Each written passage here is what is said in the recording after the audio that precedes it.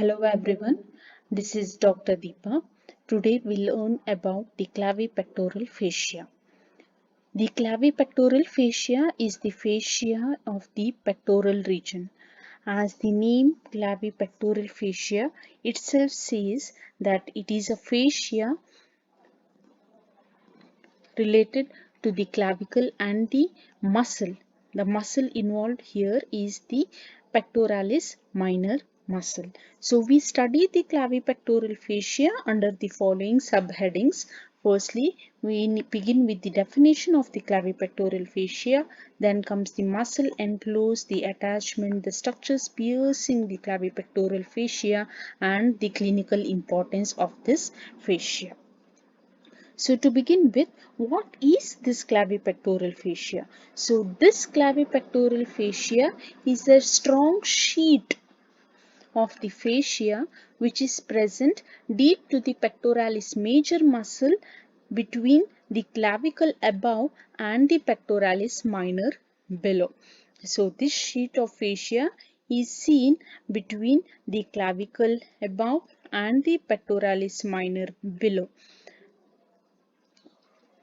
Moving on to the muscles enclosed by this fascia, there are two muscles which are seen enclosed within the fascia.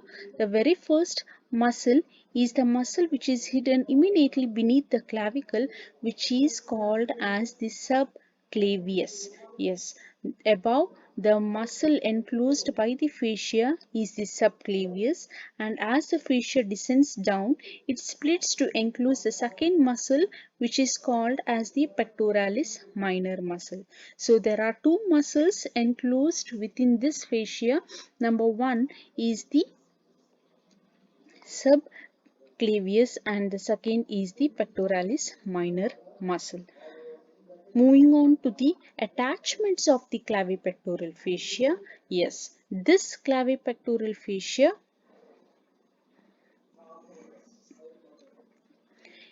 is attached above, below, medial and laterally. So we can see the extension of the clavipectoral fascia above reaching towards the clavicle. It doesn't simply reach the clavicle. As the fascia ascends up, this fascia splits to form the two lamina. It divides into two lamina where it encloses the muscle subclavius and reaches the margin of the subclavian groove. So the clavipectoral fascia ascends above, splits into two lamina, encloses the subclavius muscle and gets attached to the margins of the subclavian groove. So this is the attachment of the fascia in its upper limit above. As you trace the clavipectoral fascia down, below the clavicle, the clavipectoral fascia descends down to enclose the muscle that is the pectoralis minor muscle. Yes, this fascia again splits into superficial and the deep lamina to enclose the pectoralis minor muscle, which later unites to form the ligament which is called as the suspensory ligament of the axilla. Yes, beneath the pectoralis minor muscle, the fascia represents the suspensory ligament of the axilla and maintains the hollow of the armpit. As this suspensory ligament of the axilla merges with the fascia covering the axilla over here, the clavipectoral fascia acts as a main factor in maintaining the hollow of the armpit, in maintaining the concavity of the axilla. So this is about the fate of the clavipectoral fascia beneath.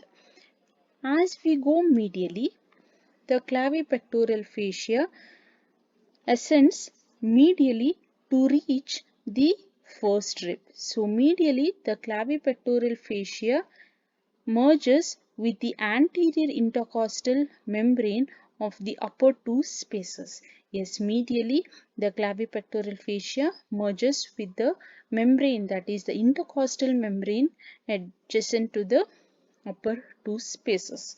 And when you trace the fascia laterally, yes, laterally the clavipectoral fascia tends to reach the coracoid process and merges with the ligament which is called as the coracoclavicular ligament. So laterally it extends up to the coracoid process and the coracoclavicular ligament.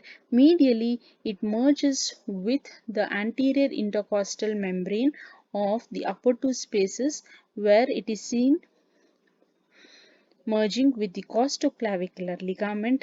Above, the fascia reaches the clavicle and gets attached to the margins of the subclavian groove, and beneath it is seen merging with the axillary fascia and is represented in the form of the suspensory ligament.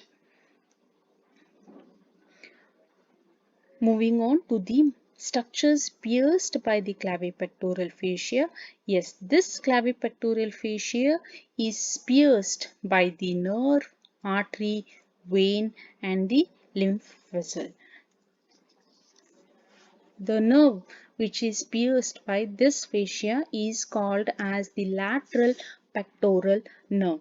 Yes, the clavipectoral fascia is pierced by the important nerve which is called as the lateral pectoral nerve, which is the branch of the lateral cord of the brachial plexus.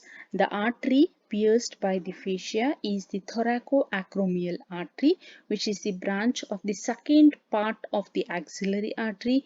It is pierced by the vein, which is the cephalic vein, which is drained into the axillary vein, and the lymph vessel, which drains the area of the breast to reach the apical group of axillary lymph nodes. Now here in this picture we can make out the structures pierced by the axillary fascia.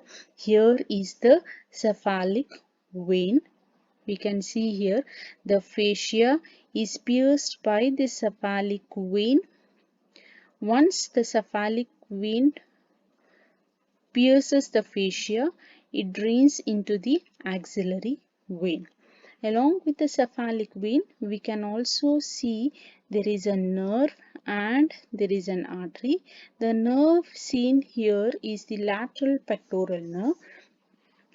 As I already mentioned, lateral pectoral nerve is the branch of the lateral cord of the brachial plexus, which pierces the clavipectoral fascia to supply the pectoralis major muscle. We can make out the artery which is seen here. Now this artery is the thoracoacromial artery, which is the branch of the second part of the axillary artery. Once this thoracoacromial artery is seen piercing the fascia, the thoracoacromial artery immediately splits into four branches. Yes, the thoracoacromial artery divides into its four terminal branches once it pierces the fascia. The four branches are the acromial branch, the clavicular branch, the deltoid branch and the pectoral branch. Yes, the acromial branch, clavicular branch, deltoid branch and the pectoral branch. So these are the four branches of the thoracoacromial artery once it pierces the clavipectoral fascia. You can simply remember it as A, C, D, P. Yes. So this is the picture where we can make out the lymphatics pierced by the clavipectoral fascia. As I already told you, the lymphatics of the breast drain into the axillary group of lymph node, that is the apical group of axillary nodes, by passing through this clavipectoral fascia. So all these are the structures pierced by the clavipectoral fascia. I repeat, the structures pierced by the clavipectoral fascia are: number one is the vein, which is called as the cephalic vein. Number second is the artery, which is the thoracoacromial artery, the nerve, that is the lateral pectoral nerve, and the lymph vessels. So you can very easily remember the branch structures piercing as CALL, call.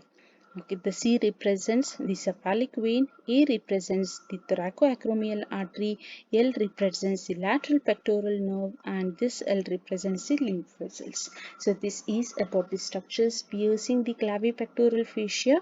Thank you.